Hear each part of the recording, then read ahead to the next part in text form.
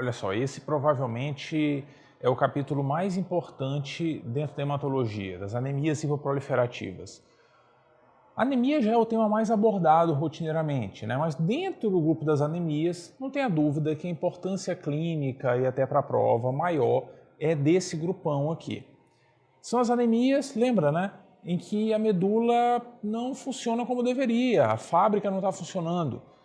Isso pode acontecer porque não tem matéria-prima, não tem substrato, não tem ferro, não tem ácido fólico, vitamina B12 e tal.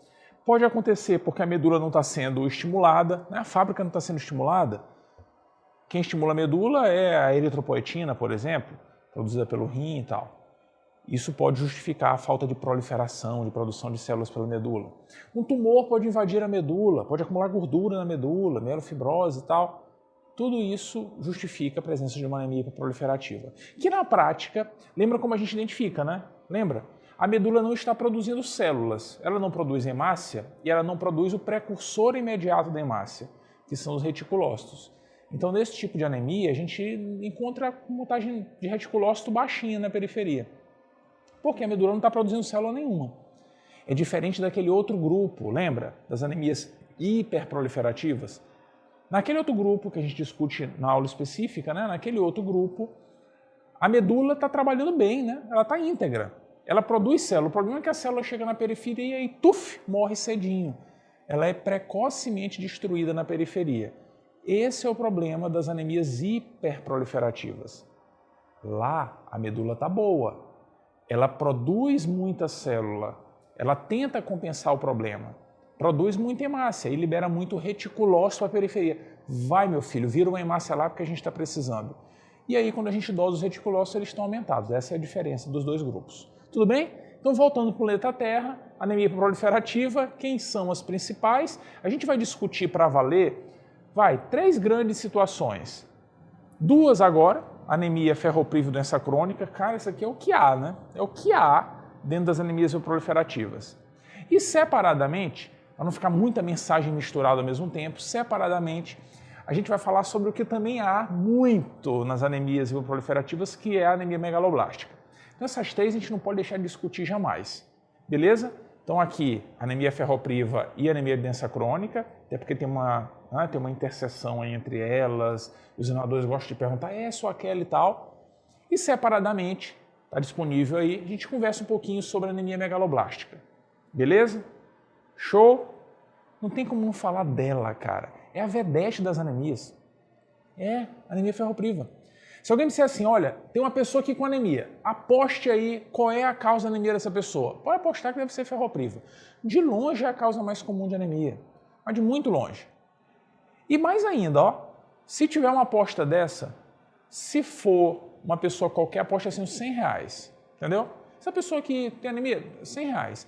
Agora, se for criança, cara, se for mulher, pode apostar mais. Aposta mais. A chance é maior ainda de ser anemia ferropriva. Por que isso? A gente nem precisa entender o mecanismo, a razão do cara não ter ferro, né? A gente pode até não entender isso com perfeição. Mas tem alguns conceitos banais que a gente aprende pela nossa avó. Criança não come. Se criança não come, ela talvez não tenha ferro, né? Então a anemia ferropriva é muito comum na infância, por falta de dieta adequada. Beleza. E na mulher? Mulher tem sangramento todo mês, cara. Não é não. A perda menstrual rotineira. Isso faz com que ela tenha uma tendência um pouquinho maior de ter anemia ferropriva. É mais fácil, né? Tá ali no limite. Beleza? Então, se for mulher ou criança, aposte mais porque a causa não é mais emblemática ainda. Verdade é que falta de ferro é uma falta mundial, é a carência mais importante mundo afora, então essa anemia tem um impacto clínico muito expressivo. Além disso, tem outro detalhe interessante, né? O ferro, ele não é só importante para formar hemoglobina, a gente tem hemácia bonitinha, levando oxigênio e tal, não. O ferro, ele parece ter importância em uma série de outros mecanismos fisiológicos, algumas reações metabólicas, importante para a função endotelial, mesmo que a pessoa não tenha anemia. Olha só, isso já tem sido reconhecido para algumas doenças. Tem sido reconhecido. Até na grávida. A grávida pode não estar anêmica, mas ter um nível de ferro abaixo do normal pode ter um impacto negativo no fim da gestação. Tudo bem? Então o ferro tem ganhado muito espaço dentro da medicina, e a gente não pode ficar com a visão restrita à anemia. Mas a ideia aqui é discutir anemia ferropriva e tal, não vamos entrar na discussão filosófica do ferro, o partido do ferro e tal, deixa para lá. Vamos nos concentrar aqui na questão hematológica específica. Tudo bem? E para isso é interessante que a gente lembre algumas informações sobre o metabolismo do ferro. Não vou falar que o ferro é elemento da tabela periódica, não é isso não. A ideia aqui é lembrar mais ou menos o que acontece, né? Mais ou menos isso. A gente tem no corpo mais ou menos entre 2 a 4 gramas de ferro. No fim das contas, é uma quantidade até pequenininha, né? E na prática a gente necessita de muito pouco ferro, 10 a 20 miligramas dia. É mais ou menos o que a gente precisa, porque a gente perde muito pouquinho ferro, perde muito pouco. A gente já tem uma quantidade boa, perde pouquinho. Então a gente precisa de pouco para manter o estoque. E esse pouco a gente consegue com certa facilidade, porque ferro é meio que, enfim, é muito presente na nossa dieta, né? Carne, por exemplo, é a melhor fonte de ferro, porque o ferro é dado na forma ferrosa. Em outras formas, ele é dado na forma férrica, o que dificulta um pouquinho a absorção. Mas o ideal mesmo é através de alimentos de origem animal, a carne vermelha, que é a mais rica em ferro. Tudo bem? Essa perda diária é pequenininha, mas se essa perda se intensificar por alguma razão, por exemplo, sangramento intenso, a gente vai perder muito ferro e talvez desenvolva deficiência de ferro. Beleza? Um problema que acontece às vezes está dentro do hospital, né? Que a pessoa está em casa, perde ferro se tiver um acidente, tiver um tumor fazendo ela sangrar e tal. Mas no hospital a gente tira ferro das pessoas. E às vezes a gente não se dá conta disso, né? Para ter uma ideia, cara, se a gente pegar 1 ml de sangue, 1 ml, e vai numa UTI aí, os pacientes estão perdendo 20, 30 ml de sangue por dia para fazer exame, né? Rotineiramente. Em 1 ml, meio miligrama de ferro. Se a gente tira do indivíduo, na UTI, por exemplo, se tirar do cara 20 ml de sangue todo dia, ele perde 10 miligramas de ferro por dia. A gente está tirando ferro importante do cara. Entendeu? Então não tem aquele que passe um mês numa UTI sem ter um grau de a depleção de ferro relacionada a exames excessivos. Beleza? Tudo bem? Então essa é a dinâmica, né? A gente precisa do ferro, a gente perde um pouquinho, às vezes a gente tira um pouquinho, tem um vampirinho tirando sangue da gente e tal. Isso aqui é importante a gente entender como acontece. Agora, mais ainda, entender os mecanismos patológicos, né? O indivíduo pode, por exemplo, ter problemas na dinâmica do ferro, porque ele não ingere, beleza, mas também porque ele não absorve adequadamente. Não adianta só saber qual é a fonte de alimento. É importante a gente saber como ele é absorvido. E o ferro, ele é absorvido basicamente no duodeno, mas ele precisa da acidez gástrica para facilitar a absorção do ferro. Precisa. Então são 2 elementos fundamentais anatomicamente. Estômago e duodeno, tem que ter. Se o cara não tiver estômago, não tiver duodeno, ferrou. Não vai absorver ferro de forma adequada. Tudo bem? Não adianta, pode comer a carne, enfim, churrascaria, rodízio todo dia, não adianta. Beleza? A acidez é importante, a absorção prioritária é no duodeno. No fim das contas, se a gente for partir para olhar a doença, a gente vai chegar à conclusão que a causa mesmo mais comum, aquela que preocupa e tal, que estressa para promover deficiência de ferro, não é uma doença que interfira diretamente na absorção. Nem é isso não. O problema maior mesmo, né? Porque, viu, a gente perde pouquinho por dia, né? O problema maior é quando a gente tem alguma doença que está fazendo a gente perder demais. Esse que é o problema. Essa é a etiologia central, é aquela que angustia, é quando o cara está perdendo muito, é quando o indivíduo está tendo sangramento crônico. Essa é a angústia. Pode ser algo meio que banal, como menstruação excessiva, meio que banal porque não é uma doença grave muitas vezes, né? Mas pode ser doença que preocupe. Pode ser neoplasia. Pode ser uma mulher com neoplasia ginecológica, perdendo sangue por via vaginal, e pode ser homem ou mulher com neoplasia gastrointestinal, por exemplo. E aí? Tumor colônico. A prova adora perguntar isso. Paciente com anemia ferropriva, como deve investigar e tal, coloscopia, endoscopia, entendeu? Sangue oculto nas fezes e tal. Tudo bem? Então, ainda que a ingesta seja um problema, a ingesta ela tá meio que na conta, sabe? A gente facinho consegue e tal. Um adulto dificilmente tem anemia por deficiência de ferro porque não está comendo. Dificilmente. É muito difícil. O problema é quando aumenta a perda. Esse é o problema. Entendeu? Porque não dá para a gente ir na churrascaria todo dia, né? Sacou? Se estiver perdendo muito, vai ter depressão do estoque de ferro. Não tem jeito. Então, o problemão mesmo é sangramento crônico. Ah, se o cara tiver uma gastrectomia e tal, claro, provavelmente o problema está ali, né? Se tiver alguma alteração que altere a absorção ou que aumente a necessidade de ferro e tal, o problema está ali.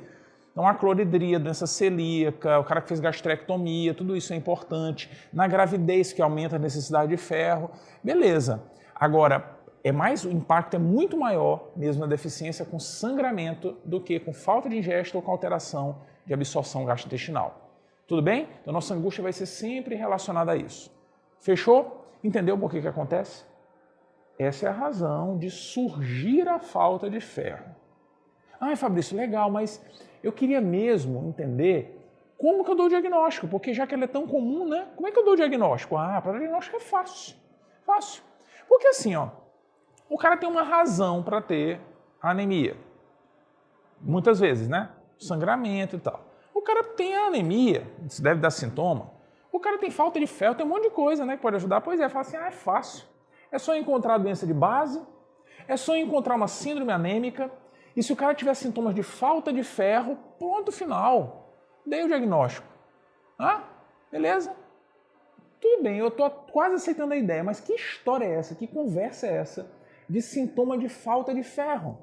Como assim, falta de ferro? Né? Tá pensando besteira, né? Não pensa besteira, não. Ai, tô tomando ferro, não tem nada a ver com isso. Olha só, falta de ferro pode trazer sintomas, às vezes, esquisitos. Antigamente, falta de ferro era um problema maior ainda, né? Desnutrição e tal. Não era incomum se encontrar, principalmente crianças, com manifestações de ferropenia grave. Sabe como é que a criança chegava? A criança chegava assim, a mãe falava assim, doutor, esse menino, ele tá com algum problema. Tá com algum problema? Eu tava lá passando em casa, ele tava assistindo um filme na televisão, ele tava com um baldezão na frente comendo. A gente fala assim, ué, mas qual o problema disso? Pipoca, quem não gosta de pipoca? Eu falo, não, doutor, não era pipoca que ele tava comendo. Ele tava comendo gelo no balde, assistindo filme, como se fosse pipoca. Isso é chamado pagofagia. Comer gelo assim, desesperadamente, né? Faz também, é? Pode ser. Enfim, comer gelo, perversão da alimentação, perversão do apetite, pode ser uma manifestação de ferropenia grave. Aí o médico fala assim, mas isso aí eu também como gelo, eu gosto, é legal, faz um barulhinho.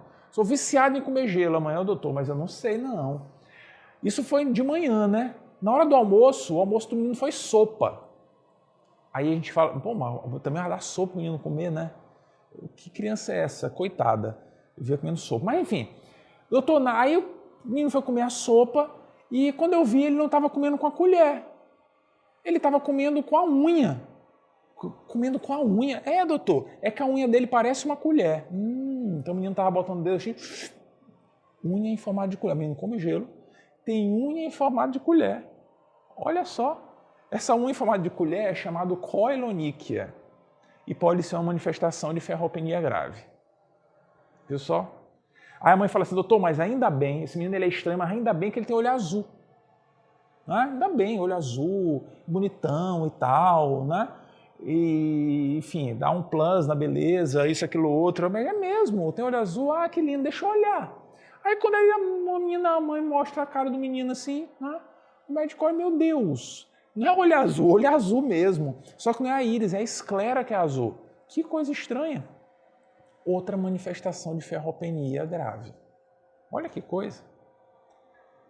Essa esclera azul, por sinal, sabe o que acontece? É que o ferro é importante na síntese do colágeno. E a falta de ferro pode gerar alteração na síntese do colágeno, vai ficar meio azulado e aí a esclera fica azul. Veja que coisa. Enfim, essa é uma síndrome rara hoje em dia, e pode, às vezes, aparecer em indivíduos com ferropenia grave, muito, muito, muito grave. Muita atenção com isso que cai em prova. Beleza? Legal, né? Menininho doidinho, olho azul, assiste filme comendo gelo e toma sopa com o dedo. Que legal. A gente, às vezes, vê ainda hoje situações menos dramáticas. Por exemplo, o cara não come gelo, mas ele tem hipertensão do apetite, a chamada síndrome pica. Pode comer terra, comer papel e tal, né? Come tudo que é pela frente, quer ferro, ferro. As unhas podem ser quebradiças, às vezes nem sempre em formato de colher, pode ter quelite angular, aquele ferimentozinho no canto da boca. O indivíduo pode ter infecções fúngicas superficiais recorrentes, né, cândida, candidíase recorrente, manifestações mais genéricas, mas que não são específicas. Viu só? Então como é que eu dou o diagnóstico de anemia ferropriva? Eu vou buscar uma síndrome anêmica num cara que está perdendo sangue e que tem sintoma de ferropenia, né, Fabrício? Pronto, fechou. Vou deitar e rolar. Pois é, vai deitar e rolar na lama, porque não vai conseguir dar diagnóstico assim não. Cara, nem sempre a gente identifica o sangramento de fato. E mesmo que tenha, né, não quer dizer que isso explica anemia. Nem sempre tem a síndrome anêmica, porque para ter síndrome anêmica o paciente tem que ter anemia intensa, surgiu rapidinho e tal. Nem sempre isso acontece. E nem sempre a gente tem sintoma de ferropenia. Nem sempre. Às vezes, o universo vai preparar um cenário legal para a gente, né? Para a gente não ficar frustrado, porque a gente fala, poxa, eu não vou dar o diagnóstico assim, clínico. Mas às vezes o universo ajuda. O universo às vezes cria umas doenças legais que caem até na prova, né? Por exemplo, essa daqui, ó, a chamada síndrome de Plummer-Vinson. A síndrome de Plummer-Vinson, que gosta de aparecer na prova, é uma doença, é uma síndrome associada à deficiência de ferro. O indivíduo tem ferropenia, tem disfagia, ele fala, não estou conseguindo comer, deve ser por isso que está com anemia e tal. E tem glossite, né, inflamação da língua, fica grossona a língua, dói, às vezes arde e tal. E o interessante dessa síndrome é que a disfagia que o paciente tem é porque ele tem uma membrana que surge dentro do esôfago. Que doença estranha, né? Pois é. Essa síndrome, que o principal marcador é essa membrana esofágica, como visto aqui nessa endoscopia, é chamada síndrome de Plummer-Vinson e está associada à anemia ferropriva. Não é rotineiro, nunca vi um caso na vida, só em prova. A prova cai. A prova parece que ela é importante pra caramba. A prova exagera mesmo as coisas, né? Por exemplo, o examinador soube da história do menininho que comia gelo e que tinha o olho azul, que era bonitinho, tomava sopa com o dedo e resolveu botar na prova. Olha aqui, ó. Opa! Observe a figura a seguir e responda qual é o diagnóstico mais provável para o caso. O que tem isso aqui? Isso é um menininho. Tudo bem que esse é um dedo de uma pessoa que não é menininho, né? Mas é um menininho que tem a unha em formato de colher. Ó. Parece uma colher a unha do cara. Dá para tomar sopa. O que é isso aqui? Coelonychia. Resposta, anemia ferropriva. Tudo bem? Os pacientes com doença de Graves, com hipertiroidismo, por vezes podem ter unhas quebradiças, né, e tal, mas não é unha em forma de colher. Beleza? Tudo bem? Então, muita atenção com a anemia ferropriva. É uma doença legalzinha, importante e tal. Agora, a gente precisa diagnosticar, né, cara? Não tem jeito, tem que diagnosticar. Fala sério. Não dá para ficar brincando de tentar diagnóstico clínico porque não dá. Então, a gente vai precisar de marcadores laboratoriais, não tem jeito. E o principal, a gente discute na aula de visão global das anemias, o grande dado que já vem no hemograma é encontrar uma anemia hipocrômica e microcítica. Essa é a informação principal. Agora, a gente sabe que existem outras coisas que podem explicar uma anemia hipocrômica e microcítica. Existem. Por exemplo, a talassemia. Tudo bem que a talassemia é muito menos comum que a falta de ferro. Se a gente encontrar um hemograma, olha o hemograma, anemia hipocrômica e microcítica, o que é isso? Deve ser deficiência de ferro. Mas pode ser talassemia.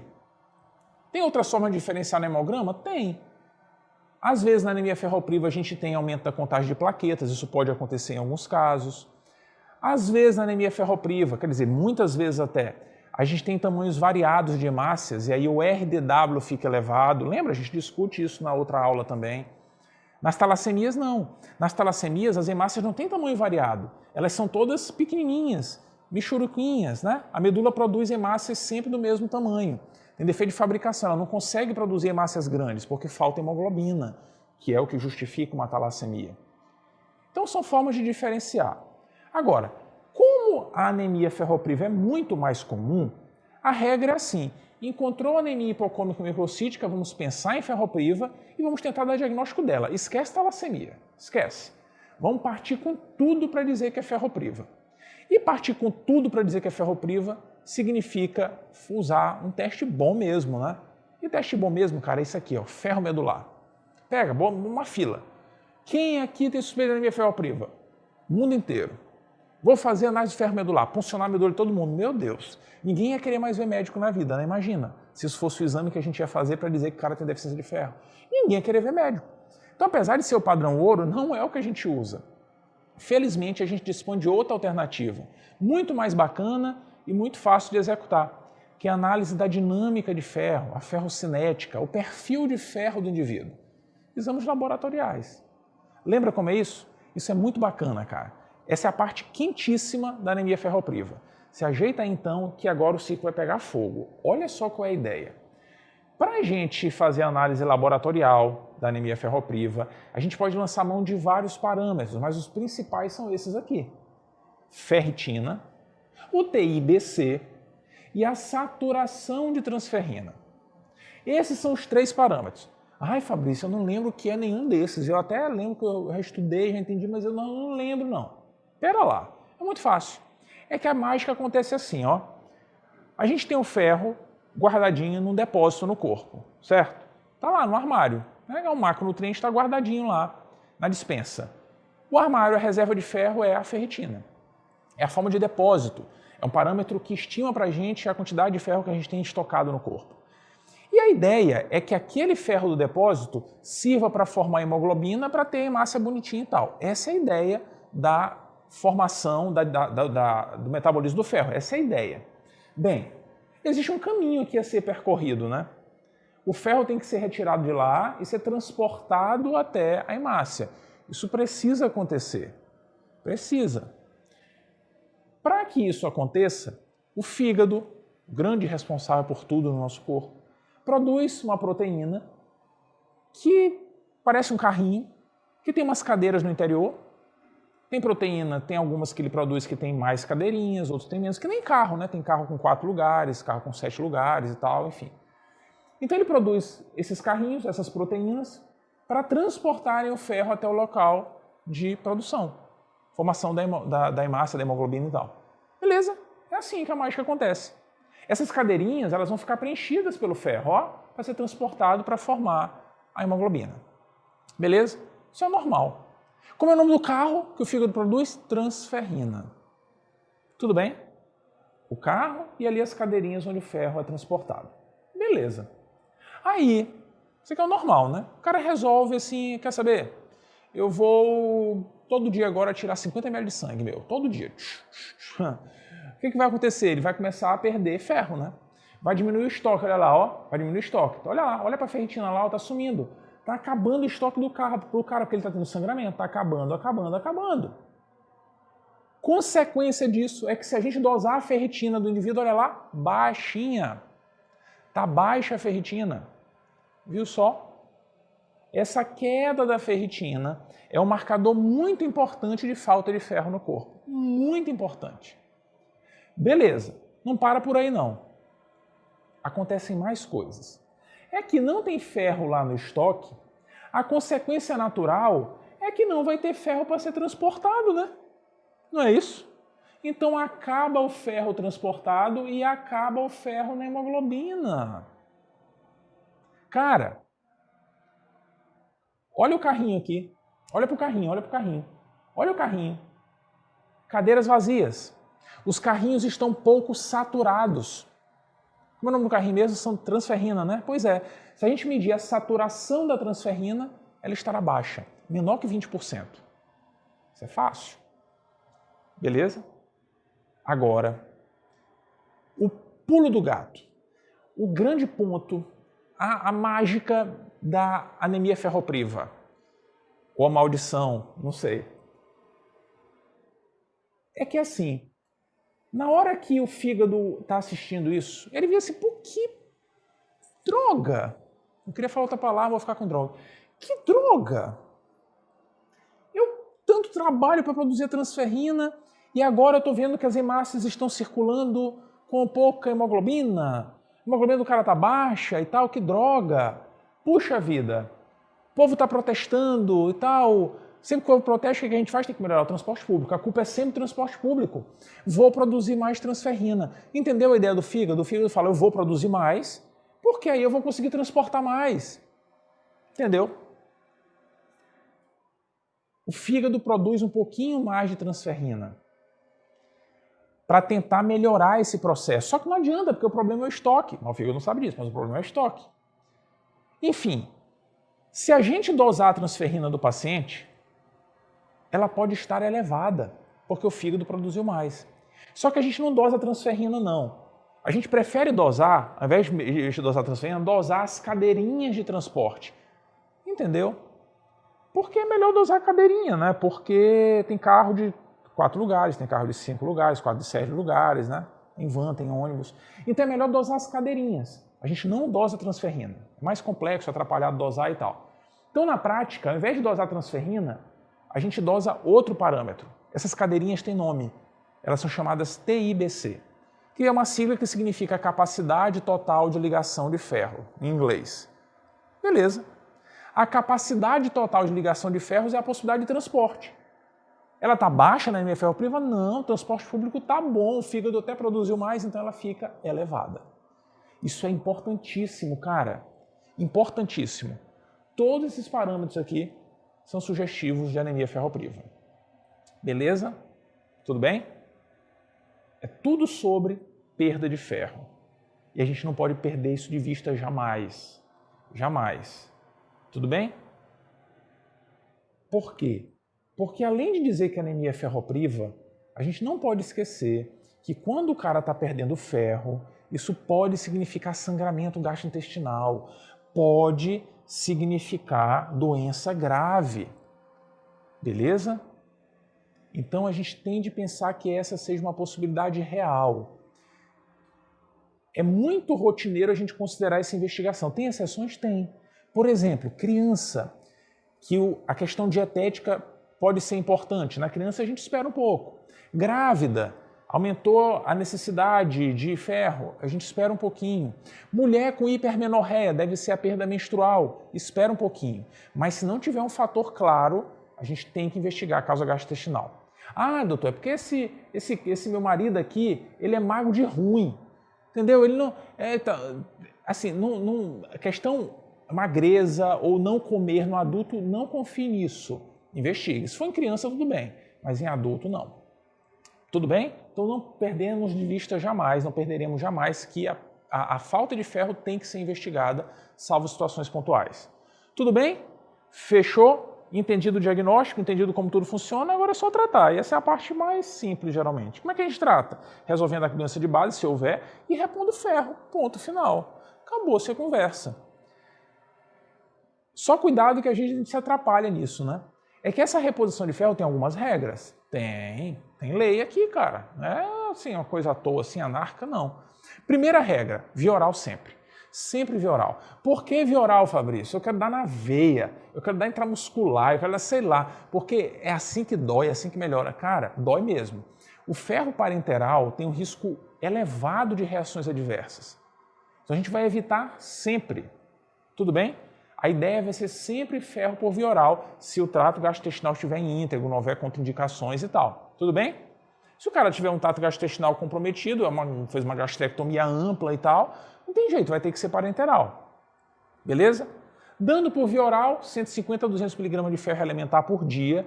As formulações que a gente tem de sulfato ferroso, elas são, todas elas, o comprimido tem mais ou menos a mesma quantidade de ferro elementar. Então a regrinha dá de 3 a 4 comprimidos dia, sempre antes das refeições, para aproveitar a acidez gástrica. Tudo bem? Regra 1. Regra 2. Tratei, o paciente vai melhorar, não vai? Vai ficar bom. Vai normalizar a hemoglobina. Suspendo, calma. Tem que deixar um tempinho prolongado, que é para repor o estoque. Tudo bem, se não tira, vai voltar a ter anemia de novo, talvez, né? Vai ficar no limite do estoque. Então vamos repor o estoque para valer. Beleza? E a terceira regra, cuidado para não se assustar. Assustar com o quê? O cara vai virar um homem de ferro? Não, não é isso não, homem de ferro é outra doença até. É assim, a gente não pode se assustar porque quando a gente começar a tratar esses indivíduos, a medula está lá abobalhada, não quer trabalhar, preguiçosa, quando começa a chegar ferro, opa, agora sim, né? É nóis, é energético para a medula. E a medula começa a trabalhar, começa a produzir muita célula. E libera muita célula jovem para a periferia. Afinal de contas, o cara está com anemia, né? Quer resolver o problema. De fato, depois que a gente começa a tratar a anemia ferropriva, com 5, 7 dias, o indivíduo tem um boom de reticulócito na periferia. E geralmente no 7º dia tem um pico de reticulócito, sobe reticulócito. Significa que ele tem uma anemia hemolítica? Não. É a resposta da medula ao tratamento. Tudo bem? Muita atenção com as regrinhas, principalmente com a regra 1, hein? Via oral. Evitar a parenteral, deixar a parenteral para situações muito pontuais. Tudo bem? Beleza? Cai em prova, olha aí, ó. De modo geral, 50% das anemias são atribuíveis à deficiência de ferro. O diagnóstico dessa deficiência baseia-se tipicamente em resultados laboratoriais, anamnese e exame físico. Com relação à anemia ferropriva, assinale a alternativa correta. Fala um monte de coisa, a pergunta é, o que está certo aí sobre a anemia ferropriva? Diz aí. Letra A. Queilose e coiloníquia constituem sinais de deficiência de ferro de início recente. Não, geralmente é deficiência de ferro de muito tempo e grave, né? Coiloníquia que é um em formato de colher. Letra B. O ferro sérico representa a quantidade de ferro livre circulante no sangue. Na verdade, o ferro sérico é a quantidade de ferro que está circulando de uma forma global, né? Letra C. A microcitose com hipocromia é uma manifestação exclusiva da deficiência de ferro. Não, a gente viu que acontece também na talassemia. Letra D. A capacidade total de ligação do ferro representa o nível de saturação da transferrina e está aumentada em mais de 50%. Não, a capacidade total é a capacidade que a gente tem de transportar ferro, a quantidade de cadeirinhas que tem. Não é só o que está ligado com o ferro. E letra E. O nível sérico de ferritina é o teste laboratorial mais conveniente para estimar a reserva de ferro. Sim, sim. Beleza, é quem estima a reserva de ferro. Qual é o problema da dosagem da ferritina? Tem um probleminha. É que algumas doenças podem fazer com que a ferritina se eleve. Basicamente, doenças inflamatórias, porque a ferritina é uma proteína de fase aguda. Então, em vigência de doença inflamatória, a gente pode ter um boomzão de ferritina. Tudo bem? Beleza? Segue o jogo. Então, a gente discutiu a anemia ferropriva, que é um componente muito importante das síndromes anêmicas, e a gente precisa agora, para fechar a nossa conversa, falar sobre o principal diagnóstico diferencial na prática diária de anemia ferropriva. Na verdade é assim, o principal diagnóstico diferencial dentro das anemias, né? Se disser assim, o paciente tem anemia, primeira hipótese, não sei de nada, só sei que ele tem anemia. Primeira hipótese, anemia ferropriva. Segunda hipótese, anemia de doença crônica. Esse é o pensamento, sacou? Na prática é assim. Tudo bem? Beleza? Quem é a anemia de doença crônica? O que é isso? Além de ser o principal diagnóstico diferencial da anemia ferropriva por frequência. Essa anemia de doença crônica é uma anemia que costuma acontecer em pacientes com doenças crônicas, mas não é qualquer doença crônica, não. São doenças de natureza inflamatória, sabe?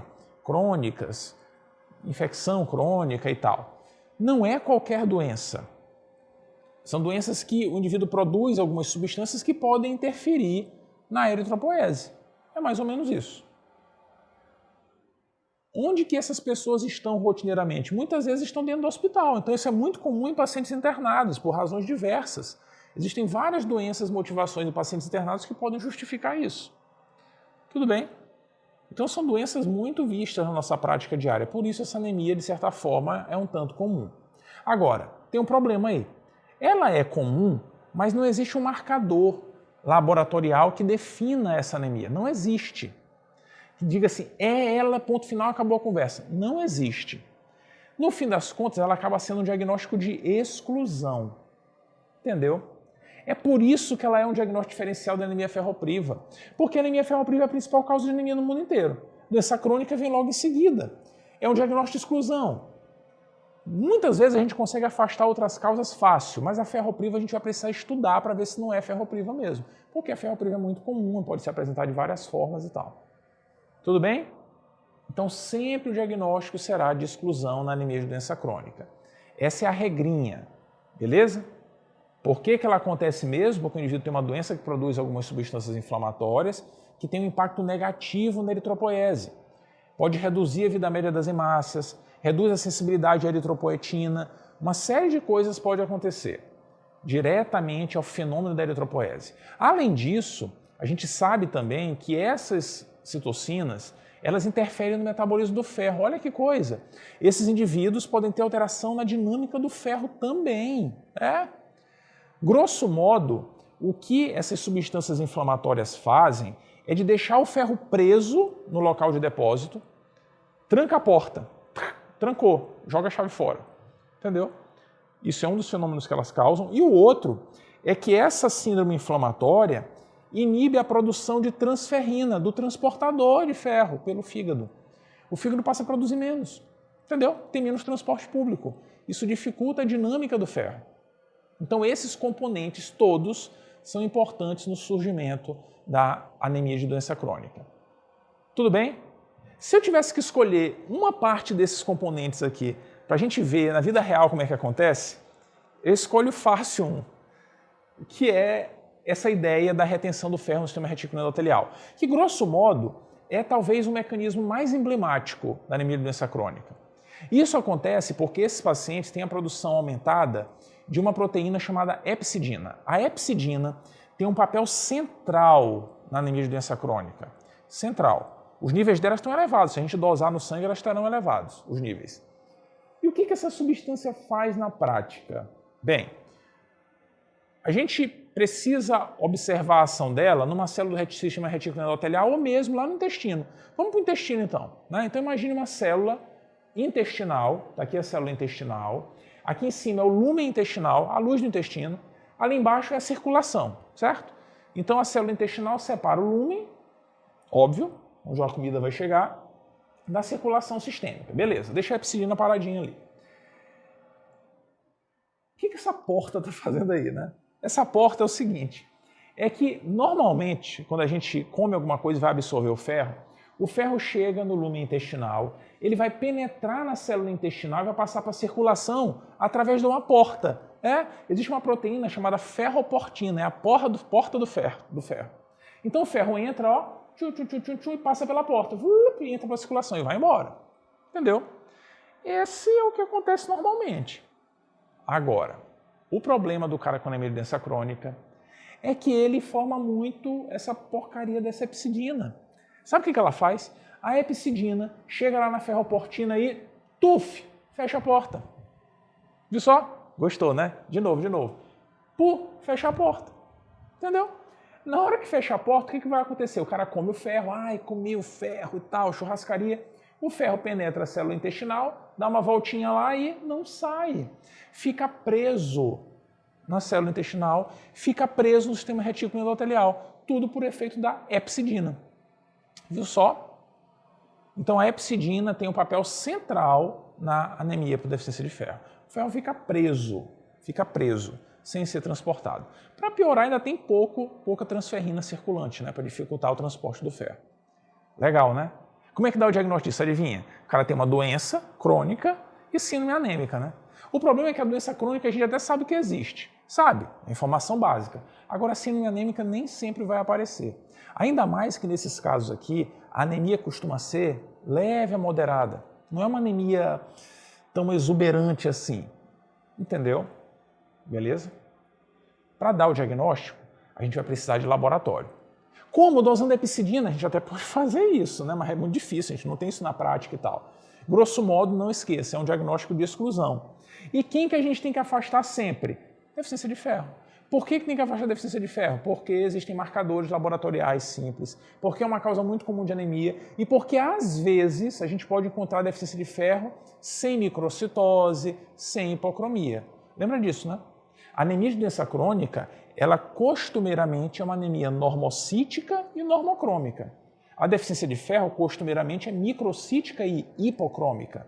Mas, às vezes, ela pode se comportar como anemia normocítica e normocrômica. Então, por isso que a gente tem que estudar o perfil de ferro. Esse embate é muito importante, essa diferenciação da anemia ferropriva com a anemia de doença crônica. A prova adora isso, está cheio de questão no material sobre isso.